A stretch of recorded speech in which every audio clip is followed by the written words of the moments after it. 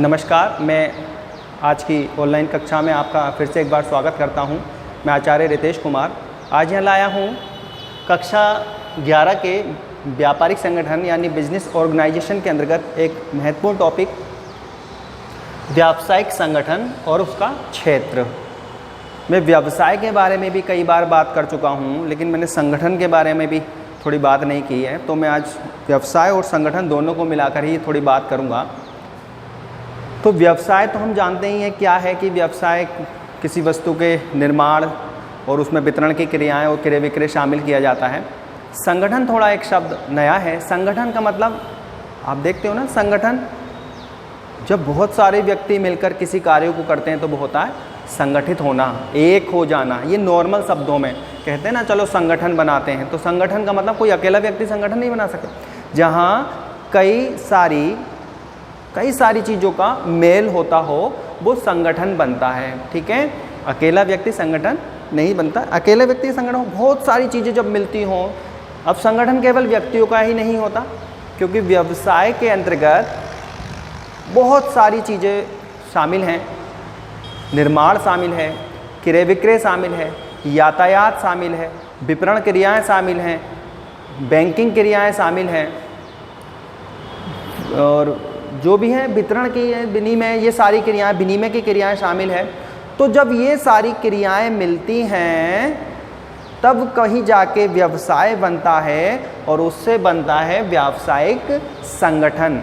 यानी व्यवसाय उन सभी चीज़ों का जो व्यवसाय में ज़रूरी होती हैं, उन चीज़ों को जब हम एक साथ लाते हैं तो हमारा जो व्यवसाय था वो हमारा क्या बन गया, व्यावसायिक संगठन बन गया है। तो व्यावसायिक संगठन में जो व्यवसाय से महत्वपूर्ण तत्व हैं, जो व्यवसाय में उपयोग होने वाले साधन हैं, जब उन साधनों को हम एक साथ लाते हैं तो वो हमारा जो स्वरूप बनता है वो व्यावसायिक संगठन का स्वरूप बनता है। तो व्यावसायिक संगठन के स्वरूप बन गया उसका। अब हम उसके थोड़ी उसके क्षेत्र क्या है, वो कहाँ, क्षेत्र का मतलब वो क्या उसका दायरा है, उसकी बात आज यहाँ करेंगे। इम्पोर्टेंट टॉपिक है 11th के हिसाब से। तो इससे कुछ हेडिंगों में बांटा गया है। सबसे पहला है प्रारंभिक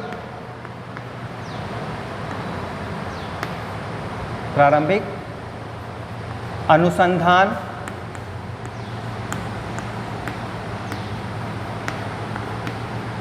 एवं वैधानिक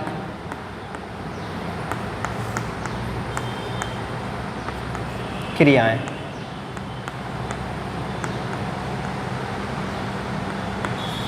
प्रारंभिक अनुसंधान एवं वैधानिक क्रियाएं क्षेत्र, इसमें व्यावसायिक संगठन को कैसे प्रभावित करती हैं, कैसे इसमें आती हैं।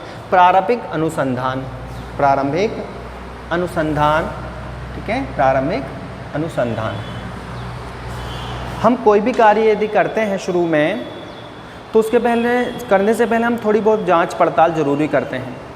यही प्रारंभिक अनुसंधान है। यानी किसी कार्य को करने से पूर्व उसकी जांच पड़ताल कर लेना, उसके बारे में जानकारी एकत्र कर लेना, आगे फ्यूचर में इससे क्या नुकसान है, क्या फ़ायदे हैं, वो सारी बातों का ज्ञात कर लेना, यह प्रारंभिक अनुसंधान के अंतर्गत आता है। तो किसी व्यावसायिक संगठन की स्थापना करने से पूर्व हमें उसका प्रारंभ के में कुछ जानकारी ज़रूर प्राप्त कर लेनी चाहिए कि इसका व्यापार का क्या स्कोप है, क्या इससे हानि है, क्या नुकसान है, भविष्य में क्या इससे हमें प्राप्त होगा, कैसे प्रारंभ होगा, माल कहाँ से, बहुत सैकड़ों चीज़ें हैं प्रारंभिक अनुसंधान के अंतर्गत। तो व्यवसाय में आरंभ करने से पूर्व सबसे पहले प्रारंभिक अनुसंधान किया जाता है, और जब हम उस पर आ जाते हैं कि हाँ हमें ये व्यवसाय करना है, तो हम वैधानिक क्रियाओं को आगे बढ़ाते हैं। वैधानिक जो शब्द है यह कानून से है, यहाँ कानूनी क्रियाएँ। वैधानिक शब्द क्रिया का मतलब कानूनी क्रियाएँ। फिर हम व्यवसाय को चालू करने के लिए कानूनी क्रियाएं, यानी जो उसके लिए ज़रूरी है, जो प्रोसेस है उसे प्रोसेस में लाते हैं। तो वैधानिक ये इसके क्षेत्र के अंतर्गत ये आता है कि व्यावसायिक संगठन में पहले प्रारंभिक अनुसंधान और फिर उसके बाद वैधानिक क्रियाएं, जो कि कागज़ है, प्रपत्र है, क्या लाइसेंस है, कैसे, ये सारी क्रियाएँ वैधानिक क्रियाओं के अंतर्गत आती हैं। तो ये इसे हमें देखना पड़ता है। दूसरा हमारा हेडिंग है, जो कि बहुत ज़रूरी भी है, वित्तीय क्रियाएं। इसके बिना तो कुछ भी संभव नहीं है। इसके बिना तो कुछ भी संभव नहीं है। कुछ भी बोल रहा हूँ मैं, व्यवसाय के अलावा कुछ भी। वित्तीय शब्द जो आता है फाइनेंस, इंग्लिश में बोलते हैं, वो फाइनेंस का मतलब रुपए पैसे से होता है, वित्त की व्यवस्था से होता है। तो जब व्यापार करने के लिए सबसे महत्वपूर्ण क्या है? पूंजी। ठीक है, सबसे महत्वपूर्ण है पूंजी। तो उस पूंजी की व्यवस्था कहाँ से की जाए, किन अपने पास से लगाई जाए या जो वित्तीय संस्थाएं हैं उनसे उधार ली जाए ऋण के रूप में, कहाँ से वित्त की व्यवस्था की जाए, ये भी व्यावसायिक संगठन के क्षेत्र के अंतर्गत आता है, शामिल किया जाता है इसको भी।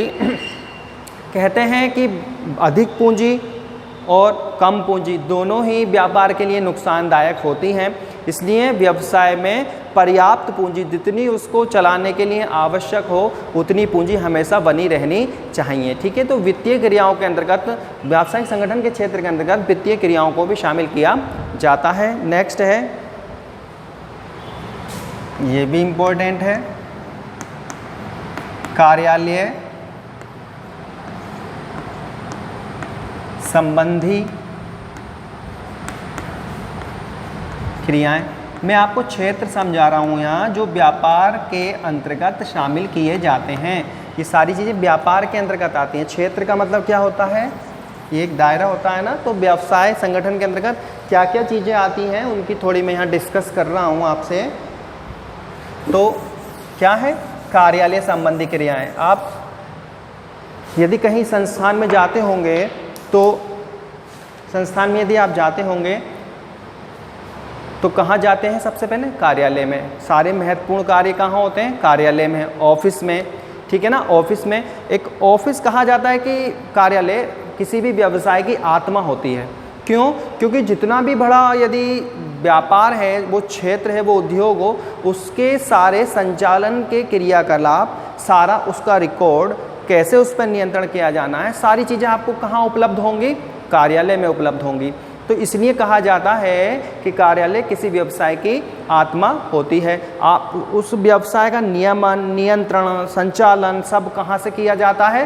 कार्यालय के द्वारा ही किया जाता है। तो किसी और कार्यालय संगठन के हिसाब से छोटे बड़े हो सकते हैं। यदि आपका व्यावसायिक व्यापार बहुत बड़ा है तो आपको बड़े कार्यालय की आवश्यकता होगी, फिर उसको फिर विभागों में बांटने की आवश्यकता होगी कि ये क्रय विभाग है, ये विक्रय विभाग है, रोकड़ विभाग है, स्टोर विभाग है, बहुत सारे विभाग होते हैं। तो यदि छोटा व्यापार क्षेत्र आप है आपका तो छोटे कार्यालय में भी काम चल जाएगा, लेकिन सारा संचालन आपका होगा कार्यालय से। इसलिए भी कार्यालय को व्यावसायिक संगठन के क्षेत्र के अंतर्गत शामिल किया जाता है। आगे है नेक्स्ट, तकनीकी क्रियाएं। तकनीकी क्रियाएं, तकनीकी क्रियाएं या मशीनिस्ट वगैरह से है। तकनीकी क्रियाओं के अंतर्गत तकनीक मतलब मशीनों का, या मशीनें कहाँ से आनी है, कैसे लगानी है, कच्चे माल का उत्पादन, कच्चे माल को खरीद कर लाना है फिर उत्पादन किया जाना है, या हम बने बनाए माल को खरीदें, ये क्या टेक्निक है इसकी व्यवसाय को चलाने की। मशीनों के जरिए उत्पादन कैसे किया जाए, कम लागत पर उत्पादन, अधिकतम उत्पादन कैसे संभव हो, कम लागत पर अधिकतम उत्पादन कैसे संभव हो जिससे अधिक से अधिक लाभ प्राप्त किया जा सके। तो सारी ये टेक्निक है किसी व्यवसाय को चलाने की, तो ये भी इसी व्यावसायिक संगठन के क्षेत्र के अंतर्गत आती है। यदि टेक्निक नहीं होगी तो हम कर तो लेंगे कार्य, लेकिन उसमें उतना सफल नहीं हो पाएंगे। अभी मैंने एक लाइन बोली, कम लागत पर अधिकतम उत्पादन कैसे संभव हो। तो हम यदि इस बात पे ध्यान न दें और हम लागत अधिक करते रहें, उत्पादन करें, फिर हमें उतना प्रॉफिट नहीं होगा। तो क्या टेक्निक हो कि हम कम लागत पर अधिकतम उत्पादन, अधिकतम लाभ प्राप्त कर सकें। तो ये सारी चीज़ें इसी के अंतर्गत आती हैं, तो जो कि हमारी व्यावसायिक संगठन का क्षेत्र है। आगे है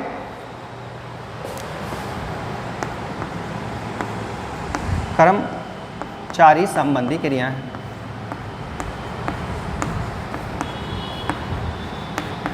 कर्मचारी संबंधी क्रियाएं। कर्मचारी संबंधी किसी भी व्यवसाय का सफलतापूर्वक संचालन के लिए क्या जरूरी है? वहाँ के कुशल कर्मचारियों का होना। कुशल कर्मचारियों का होना, तो कर्मचारी संबंधी क्रियाओं के अंतर्गत कर्मचारियों से संबंधित समस्याओं को शामिल किया जाता है। उससे हर क्रिया कर आपके कर्मचारी के शामिल किया जाता है। वेतन कितना है, क्या कुशलता के आधार पर वेतन देना है, आगे की भविष्य की योजना उनके लिए क्या है, उनकी क्या समस्या है, ये कर्मचारी संबंधी क्रियाओं के अंतर्गत शामिल होता है। कुशल कर्मचारी ही किसी व्यवसाय को सफल बना सकते हैं, तो उनकी कुशलता या दक्षता बढ़ाने के लिए किस तरह प्रशिक्षण दिया जाए, क्या उनको और समझाया जाए जिससे व्यवसाय उन्नति कर सके। तो कार्यालय कर्मचारी संबंधी क्रियाएं भी व्यावसायिक संगठन के क्षेत्र के अंतर्गत आती हैं। आगे है एक क्रय विक्रय संबंधी क्रियाएं। ये तो इम्पोर्टेंट है ही, क्योंकि किसी व्यावसायिक संगठन में क्रय विक्रय तो जरूरी होगा। क्रय विक्रय संबंधी क्रियाएं, तो ये तो कहने की जरूरत ही नहीं है कि व्यावसायिक संगठन के क्षेत्र में क्रय विक्रय भी आएगा। क्रय विक्रय ही नहीं करेंगे तो व्यवसाय करने का फायदा क्या है। पहले हम कहीं से माल खरीदेंगे, चाहे वो कच्चा हो चाहे पक्का हो, फिर उसका क्या करेंगे, विक्रय करेंगे। भले ही सब चीज़ें ना हो, लेकिन क्रय विक्रय तो एक छोटे से व्यापार में भी होता ही है। इसके बिना तो ये तो महत्वपूर्ण मान सकते हैं इसको कि क्रय विक्रय व्यावसायिक संगठन का सबसे महत्वपूर्ण क्षेत्र के अंतर्गत आता है। अब देखिए क्रय की बहुत बातें हैं। क्रय की आप भी यदि कोई एक चीज़ खरीदने जाते होंगे तो सोचते होंगे, माइंड में आता होगा कि किससे खरीदें, क्योंकि 10 दुकानें हैं तो कई बातें आती होंगी कि आप ये सोचते होंगे ये महंगा देता है। मान लीजिए कपड़ा खरीदने गए तो ये महंगा देता है, उसके कपड़े में क्वालिटी नहीं है, उसका व्यवहार अच्छा नहीं है। तो आप सारी बातें, आप नॉर्मली छोटी चीज़ खरीदने जाते हो तो इतना ध्यान दे लेते हो, ये तो बहुत बड़े स्तर का व्यापार है। तो व्यापारी भी इस चीज़ को बिना सोचे कैसे कर सकता है, तो वो भी यही देखता है कि किस व्यापारी, किस उत्पादक का माल सस्ता है और अच्छा है, कौन हमें अच्छे तरीके से माल उपलब्ध करा सकता है।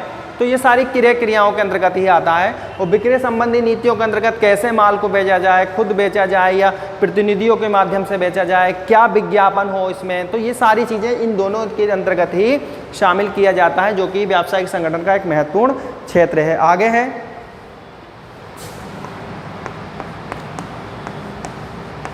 नियोजन निर्देशन एवं नियंत्रण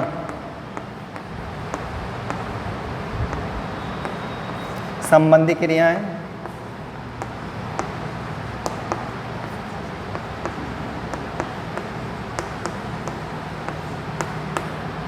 नियोजन निर्देशन नियंत्रण ये सारे प्रबंध के कार्य हैं, सारे प्रबंध के कार्यों के अंतर्गत आते हैं। नियोजन का मतलब प्लानिंग करना, ठीक है, किसी चीज़ को, किसी कार्य को करने से पूर्व उसकी प्लानिंग करना। निर्देशन डायरेक्शन देना, यदि करवाना है, कर रहे हैं, खुद तो मैनेजर करते नहीं है, दूसरे लोगों से ही, मतलब श्रमिकों से ही कराते हैं, तो नियोजन के बाद निर्देशन देना, यदि निर्देशन नहीं देंगे तो कार्य, और उस पर फिर बाद में नियंत्रण करना। नियंत्रण भी बहुत ज़रूरी है। तो ये सारी चीज़ें व्यावसायिक संगठन के, अगर ये तीनों ही नहीं होंगे तो कार्य ना सोचा, ना देखा और ना ही कुछ कहा, कार्य जैसे हो रहा है वैसे ही होने दो। तो क्या आप जानते हैं क्या हो सकता है ऐसा कि कार्य सही हो जाए?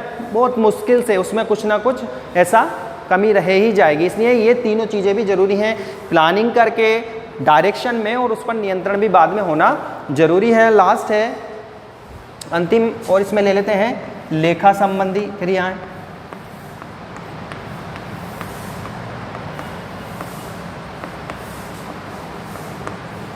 लेखा संबंधी क्रियाएं। लेखा संबंधी क्रियाओं के अंतर्गत, लेखा संबंधी क्रियाओं के अंतर्गत क्या है? लेखा मतलब जो लेन देन, तो हम तो कॉमर्स के से रिलेटेड हैं तो अच्छी तरह जानते होंगे लेखा क्या है। यानी किसी जो व्यावसायिक लेन देन होते हैं उनको पुस्तकों में चढ़ाना लेखा कहलाता है। तो लेखे रखने बहुत ज़रूरी होते हैं, क्योंकि यदि हम लेखे नहीं रखेंगे तो आगे निष्कर्ष कैसे निकालेंगे, कैसे पता लगाएंगे कितना माल खरीदा, कितना बेचा, हर चीज़ से, हर मद से संबंधित लेखे रखना जरूरी होता है। नहीं तो क्योंकि व्यवसाय में उसके अंत में हिसाब भी बनता है, जो कि फाइनल अकाउंट्स के अंतर्गत आता है। अब वो कैसे रखें, क्योंकि कुछ लिखा ही नहीं है। तो लेखा संबंधी सारे कार्य, जितने भी लेखा संबंधी कार्य हैं, कुछ कंप्यूटर अकाउंटिंग है या पेपर है, रजिस्टर वर्क है, ये सारा लेखा संबंधी कार्यों के अंतर्गत आता है, जो कि ये भी व्यावसायिक संगठन का यही एक क्षेत्र है। तो हमने अभी व्यावसायिक संगठन के बहुत से क्षेत्र पढ़े, जिसमें मैंने महत्वपूर्ण 8 हेडिंगों को आपको यहाँ समझाया था। ये इम्पोर्टेंट टॉपिक है। व्यावसायिक संगठन का क्षेत्र का मतलब है उसका दायरा, और भी हो सकता है। आप सोचिए क्या हो सकता है, व्यवसाय के अंतर्गत क्या आ सकता है, और उसको हेडिंग बना के, जरूरी नहीं 8 ही हो, खत्म हो गई, और भी आप बनाइए कि मुझे 8 ध्यान थी तो मैंने यहाँ 8 लिख दी। आप भी बनाइए उसको और लिखने की कोशिश कीजिए कि व्यवसाय के अंतर्गत क्या क्या शामिल हो सकता है, वही उसका क्षेत्र कहलाएगा। ठीक है, आप आज की वीडियो में इतना ही, मिलते हैं फिर अगली वीडियो में। आप इस वीडियो को बहुत ज़्यादा बार देखें। ठीक है, बस आज के लिए इतना ही, धन्यवाद।